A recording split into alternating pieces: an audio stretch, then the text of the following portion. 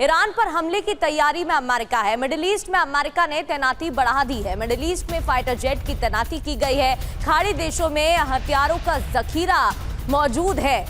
तो ईरान पर हमलों की तैयारी में अमेरिका नजर आ रहा है। युद्धपोत की तैनाती की गई है, विमानों की तैनाती की गई है, ग्लोब मास्टर तैनात है। मिडिल ईस्ट में फाइटर जेट्स भी तैनात किए गए हैं। और उत्तर पश्चिमी ईरान में धमाका हुआ। धमाके में 14 IRGC जवानों की मौत हुई है। बम को डिफ्यूज करते हुए ये धमाका हुआ। बिना फटे हुए बम ढूंढ रही थी IRGC की टीम और उसी दौरान ये जबरदस्त धमाका हुआ है। 14 IRGC जवानों की मौत हो गई इस धमाके में।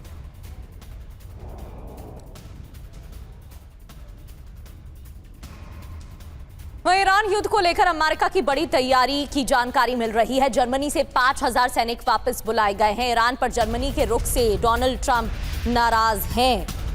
जर्मनी चांसलर मर्ज के बयान के बाद भी नाराजगी देखने को मिली थी। जर्मनी से नाराजगी थी, नाटो देशों से नाराजगी है। युद्ध में मदद नहीं करने पर ईरान युद्ध को लेकर एक और बड़ी जानकारी। 5000 सैनिक वापस बुलाए गए जर्मनी से। और ईरान को ट्रंप ने फिर दी चेतावनी। ईरान को परमाणु शक्ति नहीं बनने देंगे, एटमी ताकत बनने की उम्मीद छोड़ दे ईरान, ये ट्रंप ने चेतावनी दी है।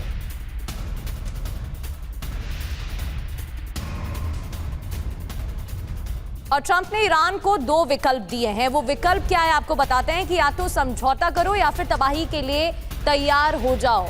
ये विकल्प दिए गए हैं यहां पर। तो 2 विकल्प दिए गए हैं। क्या है वो विकल्प आपको बताते हैं। तो देखिए, ये विकल्प दे दिया जा रहा है अमेरिका की तरफ से। सवाल यह है कि इन विकल्पों पर क्या ईरान विचार करेगा। सवाल यह है कि क्या ट्रंप की इन बातों से ईरान सहमत होगा। देखिए, इधर ईरानी नेतृत्व को लेकर बोले ट्रंप। ईरान का नेतृत्व बिखरा हुआ है। ईरान में नेतृत्व में आपसी कलह है। ईरान नेतृत्व में 2 से 3 गुट हैं, ये ट्रंप ने कहा। कुल मिलाकर बात यह है कि ईरान और यूएस के बीच जो डायलॉग है, जो वार्ता है, वो फंस चुकी है और जंग फिर से शुरू होने के आसार भी बने हुए हैं। ट्रंप ने क्या कहा, सबसे पहले यह देखते हैं। ईरान को परमाणु शक्ति से लैस होने नहीं देंगे। ईरान परमाणु हथियार नहीं रख पाएगा, यह ट्रंप कह रहे हैं। परमाणु शक्ति बनने की उम्मीद ईरान छोड़ दे, यह भी ट्रंप ने कहा है। और ईरान के पास सिर्फ 2 विकल्प, जंग या समझौता। मुझे शक है ईरान समझौते तक पहुंच पाएगा, यह भी कहा गया। ईरान का नेतृत्व एकजुट नहीं है, वहां कई गुट हैं। और वार्ता में ईरान ने प्रगति की है, लेकिन पर्याप्त नहीं है। वार्ता के लिए अभी सभी बातचीत फोन पर ही है। कुल मिलाकर ये बात कह रहे हैं कि वार्ता के दरवाजे तो खुले हैं, लेकिन वो जंग की भी तैयारी कर रहे हैं और अपने कंडीशंस, जो न्यूक्लियर वेपन्स को एक्वायर करने की है, उस पर ट्रंप अभी भी अड़े हुए हैं।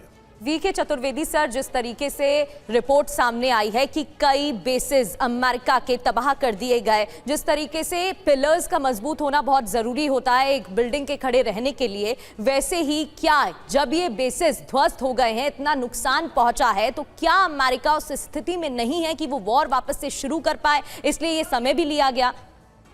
प्रगति, बिल्कुल सही आपने असेसमेंट किया है कि आज के दिन अगर देखा जाए तो अमेरिका लड़ाई युद्ध में नहीं जाना चाहेगा, क्योंकि उसको काफ़ी नुकसान हुआ है।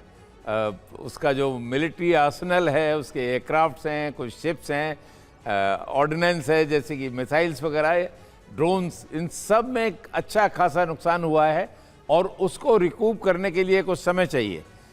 लेकिन ये नहीं है कि अमेरिका आज युद्ध दोबारा छेड़ने के काबिल नहीं है। इट्स ए मिलिट्री पावर, बहुत बड़ा मिलिट्री पावर है और अगर बहुत ज़रूरत पड़ी तो शायद वो दोबारा युद्ध में जाने के लिए तैयार होगा। लेकिन आज के दिन मैं नहीं समझता कि अमेरिका युद्ध करना चाहता है। वो चाहता है कि उसके टर्म्स पे ईरान समझौता कर ले, लेकिन ये पॉसिबल नहीं है। जब भी निगोशिएशंस होते हैं सम्मानजनक होने चाहिए।